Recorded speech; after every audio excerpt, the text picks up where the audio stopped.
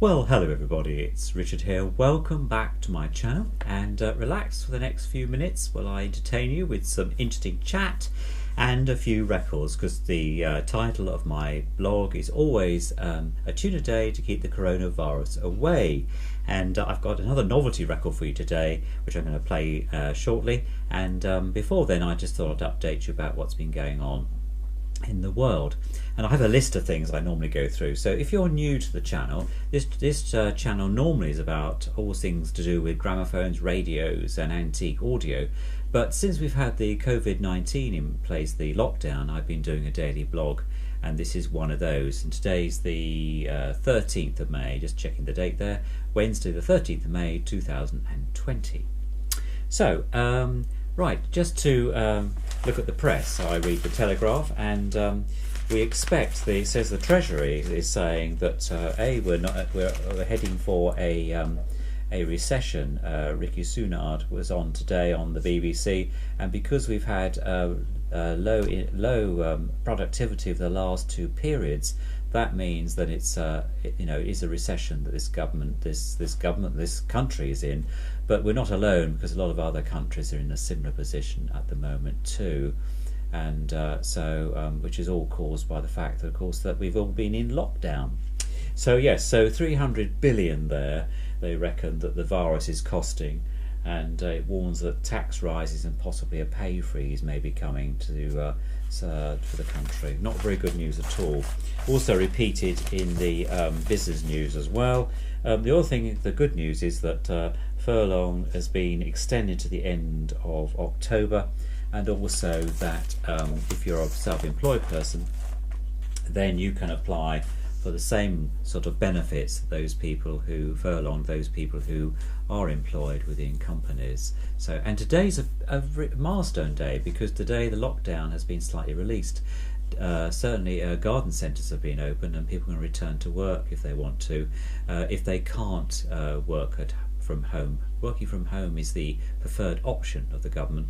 The problem's been, of course, that public transport has been quite busy and difficult to social distance when you're on a tube train going to London, through London, or even going to London is quite difficult too. So there's going to have to be some special measures put in place that some people are adhering to it and some people aren't. I must admit that the queues in Waitrose were actually non-existent yesterday, as I reported, and today I think there was only about 4 people out there, and I went across there about 11 o'clock. I went running this morning, I normally do, Monday, Wednesday, Friday, and there certainly seemed a lot more traffic about on the main road. Still not as much as the normal day, but probably like a normal Sunday, because I went fairly early, about 8 o'clock, so I was coming back up that way, London Road at Maidstone. I suppose about 8:30, I suppose it would have been the time I got right the way around. My run takes me, it's a varied route. It goes road, track, river, road, hill, down dale, and along by the main road itself, and then back home to the estate. So quite varied really, but it was quite cold as well. The temperature at the moment, looking at the thermometer outside my window here in the office, is 8 degrees centigrade, and I've been outside today doing some painting on that garage door and surround, and I'll post some pictures of that for you so that you're updated about that. But before then, just to let you know what's been happening, we had the briefing from the government today, and today there's been a total number of deaths, that's combined deaths, that's the NHS and care homes. 33,186 people have sadly passed away. There are 11,000 people in hospital with COVID-19, and 229,000 people have proved positive to COVID-19 testing. That's up by 3,000. There's 2 million tests have been completed today, and 87,000 tests as of yesterday have been completed overall. So that's quite an interesting statistics in that respect. The government have also given 600 million to the care home sector. That's for infection control, agency staff to stop people moving around within the sector in terms of groups of care homes who have several homes moving their staff around to try and stop that.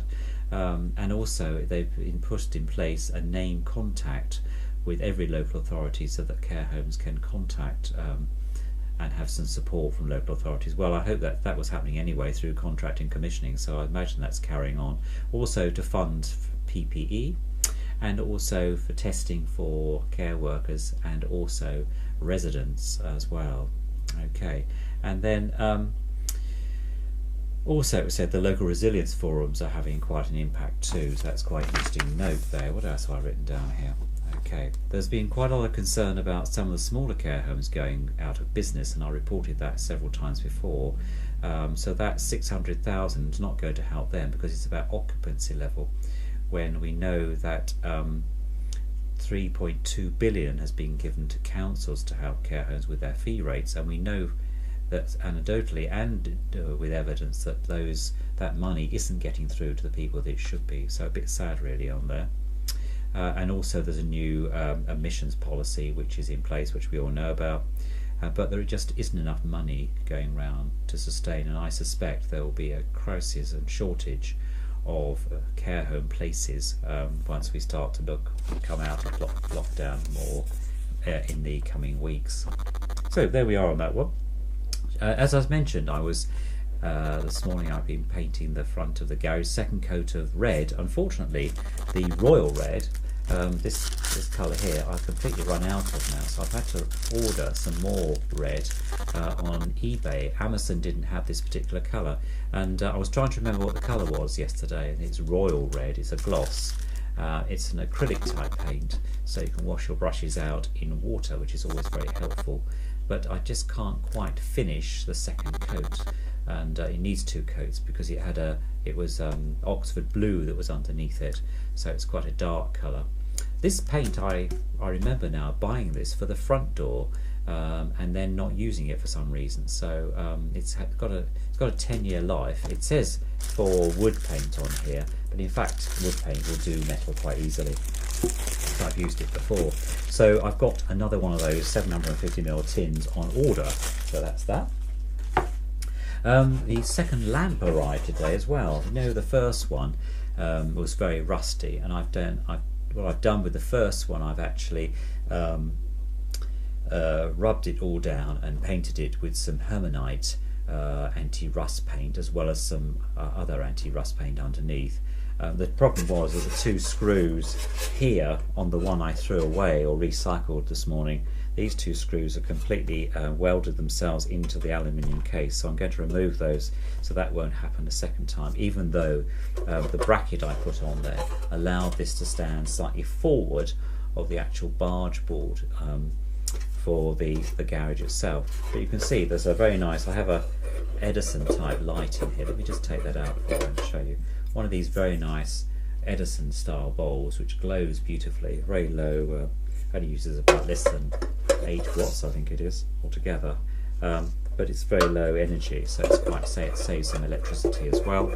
But I was very lucky to get this one because this one's been, I think they've all been made in China. This one's been made in China, it says so, but the one I got previously came from Homebase, which is part of the Sainsbury's group over here in the UK, if you're not familiar with that. But I think they look quite stylish outside, and they do give a nice ambience of light, so which is good. So anyway, I'll be putting this one up once I've got things altered. Something else that I was investigating through one of the YouTube videos I've been watching, and that's the Love 500. The guy there was refurbishing the top of his Fiat Abarth convertible, and he was using some auto gleam, and I thought, well, I've got one car at the moment that's a soft top, you know, Passio, my 124 Spider, so I've invested in the same thing. So I've got this kit today, here it is here, convertible soft top clean and protect complete kit. So I'm going to give that, it's basically 2 applications you get in this. I'm sure I can make it last a bit longer. One is actually you clean it all off and you get a kit here. You get, just open it up for you. Let's have a look. Get the top off. Always the way, isn't it? You try and do it on camera. There we go. So you get a little white sponge which you use you get the protector, which you put on afterwards, and you get the soft top cleaner. And it says on here, regularly cleans your soft top with a soft top cleaner, will keep the green algae at bay, and its original colour looking vibrant. So I think that's quite good. So it comes in these auto clean bottles I've got in my tool shed where all the car stuff's kept. So you spray that on, and then you wet the car, spray it on, and then you use this little cloth, spongy cloth here, to rub it all in, and then you leave it for a little while, and then wash it all off. Make sure you get it really off and clean, and then you then spray on the protector, the soft top protector, and that forms a barrier and layer. It says here, protects soft tops, repels rainwater, and dry faster, minimum risk of algae growth. So there we go. When I first had Patio, my little Spider 124, I did actually phone up Lidscombe's, the Fiat people in Maidstone, and say, do I have to treat the top, the car top, with anything? And the guy said no, they've never been advised that anything. It's not like a mohair, which are the original type of soft tops many years ago. It's just an ordinary fabric, so I haven't really worried about it. But I did notice in the winter there was algae forming on the lower part of the soft top, and I did actually get rid of it by using some detergent, car cleaning detergent, and also a fairly stiff brush, which helps. But this I think will do better. So I'll let you know how that's going and how it works out. But for, I think it was £25, I thought it was worth it. And so good old Auto Clean, which I do like Auto Clean products. They're really good. Their final cleaner and protector you can use on anything basically. So I always use that on all the wheels and that, and it's a neutral colour, but it actually has a polishing and cleaning effect, and it has quite a nice odour to it too. No, that's why you do it, but I do find it does very well. It's particularly all the black plastic that you have on cars these days, and all around the chromium bits as well. So all three cars benefit from that, and it's a job worth doing. Anyway, there we go. So today's tune of the day is this one. It's Lulu Had a Baby, and it's quite a funny number. It's on the HMV B10482, and it's Spike Jones and his City Slickers, vocalists Freddie Morgan and the Slickers. And I've had this one in I think I got it amongst a job lot collection, like one of these other things. The B-side is I Went to Your Wedding, so I'm not sure what that one sounds like. I haven't played that for so long, I can't remember what it sounds like, but certainly the Lulu Had a Baby is quite funny, and I'm sure you'll enjoy that, so enjoy that. That's that one. The other thing is, of course, it's the last day of the oral collection of Sounds of Time with John Snagg. So Men Can Sing Together, this is the last one of that collection, and it's really quite very nice, like they all have, and I hope that you've all enjoyed watching those. I know people have said and commented that they have, so I'm going to find something else tomorrow that will amuse you just as well, from the historical side of things, as we've been celebrating VE Day the end of last week, last Friday, wasn't it? There we go. So there's two things there. So enjoy that. If you've got any comments, let me know. I'll be happy to receive those, and do subscribe if you're not a new person to the channel. Do share with your friends and pass it on, and I'll see you tomorrow for the 14th of May 2020. Hopefully the weather will be a bit warmer than today, and I might even get a chance to sit outside. And also I'm going to include in the video tomorrow, I think we'll do that, the Columbia 100 motor that I've been taking apart and refurbishing. Unfortunately, just give you a warning, the sound there, it picks up the light, the 240 volt cycle light from what I'm trying to say is that I've attached the microphone to a Anglepoise light, and it picks up the buzz, the mains hum. So I do apologise for that, but I thought it was still worth showing you anyway. So that's tomorrow, and I look forward to seeing you tomorrow. Keep safe, don't forget to subscribe, as I say, and see you all very soon. Bye for now.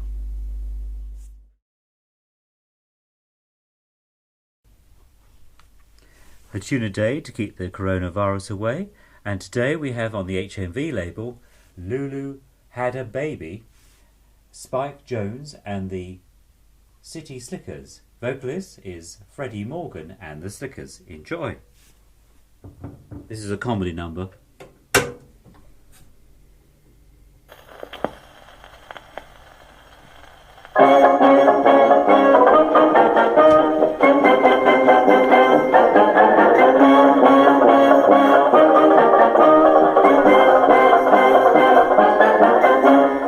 Lulu had a baby, she called him Sonny Jim. She put him in a bathtub to teach him how to swim. He swam to the bottom and then he gasped for air. Lulu got excited and grabbed him by the haircut, shampoo, ring the barber's bell. If he doesn't like it, just tell him what the hey there, say there. How's about a kiss? Say now, what comes after this? Lulu had a party for Sonny Jim one night. He fell into the punch bowl and started getting tight. Lulu heard him splashing and dropped the silverware. She plunged into the punch bowl and grabbed him by the haircut, shampoo, ring the barber's bell. If he doesn't like it, just tell him what the hey there, say there. How's about a kiss? Say now, what comes after this?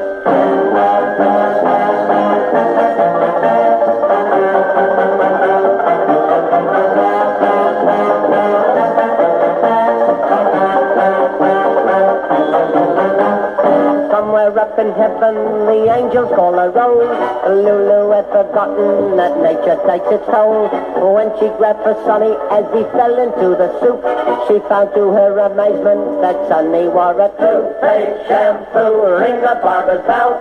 If he doesn't like it, just tell him what the hey there, say there. How's about a kiss? Say now, that's the end of this.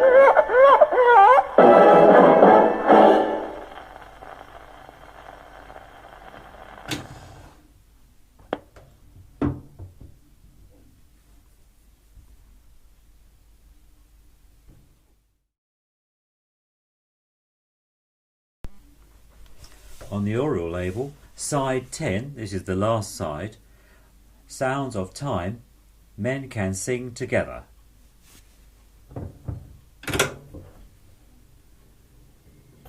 It was spring, and the war was a 3-year-old memory when the Duke of Edinburgh took his bride and future queen on an official visit to Paris. They won the city's heart, and as the Duke of Edinburgh told a Mansion House audience on his return to London, "Wherever we went, we were given an extremely cordial and kindly reception. Part of that welcome may have been for us personally. At any rate, we like to think so. But we are both convinced that the crowds who greeted us were expressing, through us, their friendship for our countrymen."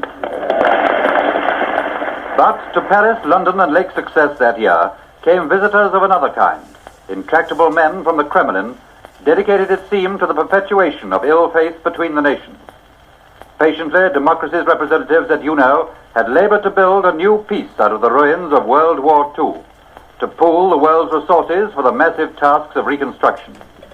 Under its auspices, the Jewish people had won back a national home in Palestine after 2,000 years of exile. On May the 23rd, 1948, Dr. Weizmann, president of the new State of Israel, spoke with pride of its new beginnings. We have built up several institutions of high culture in Jerusalem. We have a university, we have a great hospital, we have a great nurses' school. But over it all, reducing debate to a farce, hung a new weapon, the veto. While UNO drifted from deadlock to stalemate, the pulse of European economy beat ever fainter. And the red tide of communism spread through the Balkans and westwards to lap menacingly against the tidal wall of social democracy. Europe was sick and infected. At Harvard University in June 1947, Secretary of State George Marshall had prescribed the remedy. The truth of the matter is that Europe's requirements for the next 3 or 4 years of foreign food and other essential products, principally from America, are so much greater than her present ability to pay that she must have substantial additional help or face economic, social, and political deterioration of a very grave character. The Marshall Plan, America's answer to the challenge facing the free world, was conceived at Harvard that day. Marshall aid sped the wheels of Europe's productive machinery. And it did something else. It gave the Western nations, for the first time in history, common tasks to work for and common interests to defend. The first major test of the Western powers came on June the 28th, 1948, when the Soviet Union clamped her blockade on Berlin. For 318 days and nights, a never-ending supply of food, fuel, and other essentials was flown over the blockade and into Berlin. 190,000 individual flights by British and American planes brought more than 1.5 million tons to the capital's isolated western zone. European confidence in the might of the democracies was restored. And then, a year after the inception of Marshall Aid, came a new comradeship in defense, the North Atlantic Pact, signed by 12 free nations of the Western world. In Washington, Foreign Secretary Ernest Bevins spoke for Britain. At last, democracy is no longer a series of isolated units. It has become a cohesive organism determined to fulfill its great purpose. Is the pact a new milestone in humanity's arduous trek towards sanity and peace? Or is it just another fortress against a new dragon of war? The sounds of time will answer. Men can live secure in friendship, competing only in the arts and sports of peace. And men of all nations can sing together as they sang on that brilliant summer afternoon in August 1948 at the opening of the Olympic Games in London.